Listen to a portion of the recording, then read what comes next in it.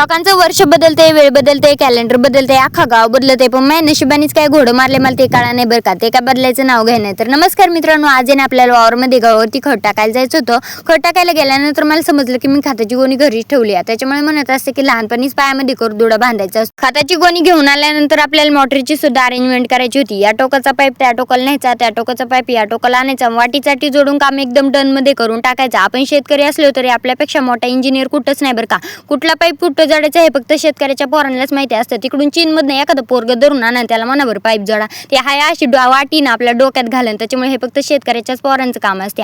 आमचे फादर मला सकाळीच म्हणले की तू 4-4 दाणच खत टाकत जा, तू जास्त खत टाकलं ना की पीक जळून जात असते. मला अख्ख्या युरियाच्या गुणीत ना आता 4-4 दाणं कशी सेपरेट करायचे, जरा अवघड नाही का वाटत. अख्ख्या वावराला खत टाकायचं होतं आणि नंतर आपल्याला घरी जायचं होतं. तोपर्यंत आपल्या मोटरीचा काय घोटाळा झाला काय माहिती. खत टाकता ना आपल्याला गावावरती पाणी सुद्धा सोडायचं होतं, पण मोटरीमध्ये आलं होतं लाईन डिफॉल्ट. म्हणलं डिफॉल्ट लाईन मध्ये नाही डिफॉल्ट तुझ्यामध्ये दिसतोय मोटर आहे.